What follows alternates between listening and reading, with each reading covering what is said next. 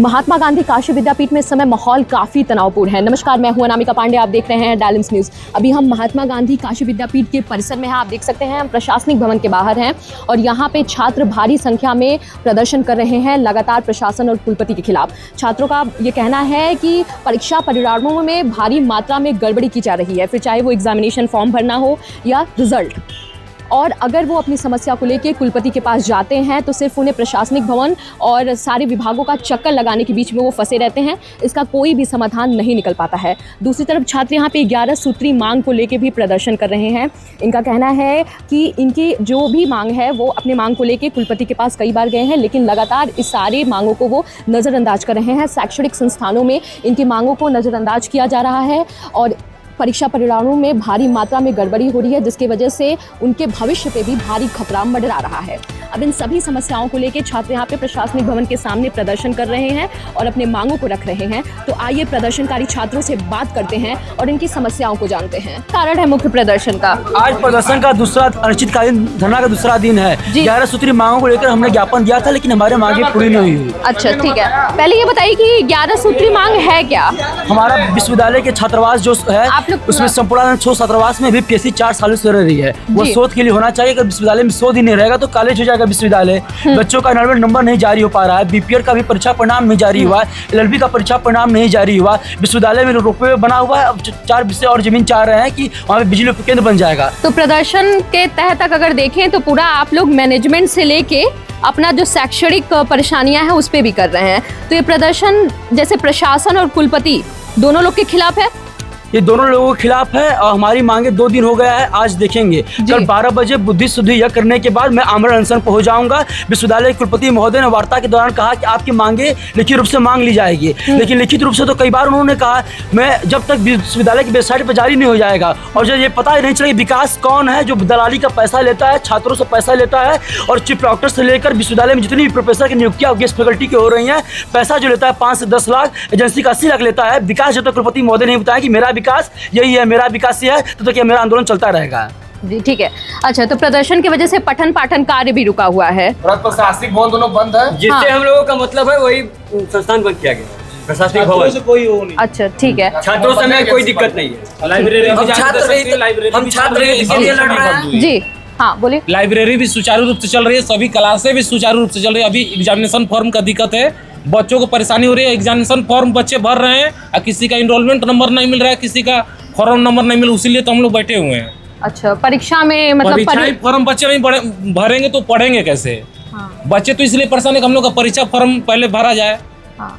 और ये लोग क्या करते हैं कि परीक्षा फॉर्म का डेट, किसी का फी फंस गया है, किसी का परीक्षा फॉर्म फंस गया है, तो ये सब बच्चे क्या होते हैं कागज लेके इधर उधर भटकते रहते हैं, कोई सुनवाई नहीं है। यदि आपकी जान पहचान है तो आपका काम तुरंत हो जाएगा, जान पहचान नहीं है तो बच्चे ऐसे भटकते रहेंगे। ये तो कुलपति को देखना चाहिए ना कि जो परीक्षा एजेंसियां कराती हैं उन पे भी उनको दबाव डालना चाहिए कि इतना त्रुटियां हो कैसे रही हैं। इतने समझदार होते तो ये विश्वविद्यालय ऐसा नहीं होता। कुलपति महोदय भी 1 महीने में 15 दिन बाहर रहते हैं और उनके चमचे विश्वविद्यालय में घूम घूम कर पैसा उगाही कर रहे हैं। अगर वो ये सब एजेंसियों को भ्रष्ट समाप्त कर देंगे तो विश्वविद्यालय में पैसा कहाँ से आएगा? अगर सभी बच्चों का रिजल्ट एक ही दिन में ही सही हो जाएगा तो बच्चे अपसेंट हो जाएगा तो कॉलेज के बच्चे कहाँ से आएगा? 5-5 हज़ार रुपये अपसेंट को प्रैक्टिकल से ठीक कराने के लिए देंगे। एलएलबी का परिणाम आया, उसमें अपसेंट किया गया। विकास नाम का व्यक्ति हर फैकल्टी वाइज एक अपना सर्च कर दिया। कुलपति महोदय विकास को सेट किए, विकास ने हर फैकल्टी में लड़कों को सेट कर दिया है। विकास ने सभी विकास को रोक दिया है यहाँ पे। विकास सभी विकास को रोक दिया है और हम उस विकास को खोजना चाहते हैं। कौन वो विकास है जो सब विकास को रोक दिया है? सारी यूनिवर्सिटी में एग्जाम हो रहा है। हाँ। डेट आ गया एग्जाम का, लेकिन इस यूनिवर्सिटी में अभी एडमिशन तक नहीं हुआ पूरा। एडमिशन अभी नहीं हुआ पूरी तरह से। अब मतलब अभी न्यू सेशन का एडमिशन भी नहीं हुआ है। अभी बहुत बीए पेड सीट पूरी बची हुई है। हाँ, आप लोग का अगर अभी जी इन्वॉल्वमेंट नंबर तक बच्चों को नहीं मिला है। हाँ। और बच्चों को विषय उनके पसंद से मिला ही नहीं है, विषय चेंज भी नहीं करा सकते। ठीक है, आप लोगों ने अपनी समस्याओं को लेके ये मतलब कुलपति से ये बातें आप लोगों ने रखी है शांतिपूर्वक? इसके ज्ञापन देने से पहले हमने वार्ता किया, उन्होंने कहा कि नहीं सब आपकी मांग जेन्युइन है, सब मांगे पूरी हो जानी चाहिए। फिर अगले दिन विश्वविद्यालय आते हैं तो कुलपति महोदय टूर पर निकल जाते हैं। बच्चों को परेशानी होता है, फिर हम धरने में बैठे, उसके बाद से कुलपति महोदय आए ही नहीं। तो हमें कुलपति महोदय से वार्ता की जरूरत भी नहीं है। हमारी जो मांगे हैं उनको मांगे हमने सौंप दिया है। छात्रों के हितों में मांगे विश्वविद्यालय की वेबसाइट पर जारी कर दिया जाए। जितनी मांगे जेन्युइन है, पीएससी जो छात्रावास में खाली करा दिया जाए, रुपये का जो काम बिजली उपकेंद्र का बने से रुकवा दिया जाए, बीपीएड का परीक्षा परिणाम जारी कर दिया जाए, एलएलबी का परीक्षा परिणाम जारी कर दिया जाए, छात्रों का नंबर जारी कर दिया जाए, एडमिशन फॉर्म जारी कर दिया जाए, परीक्षाओं के जितने भी रिजल्ट हैं और जितने एग्जाम हो चुके हैं 4 महीने पहले सबका रिजल्ट जारी कर दिया जाए। जो डिग्रियां मिली हैं बच्चों का रिजल्ट दीक्षांत दोबारा हो रहा है, तो डिग्रियां बच्चों को टॉप 10 के लिए 3 दिन पहले आती है, जो कि संविधान में लिखा गया है विश्वविद्यालय की डिग्रियां से पहले कम से कम 2 से 3 सप्ताह पहले आने चाहिए ताकि छात्र आपत्ति कर पाएँ।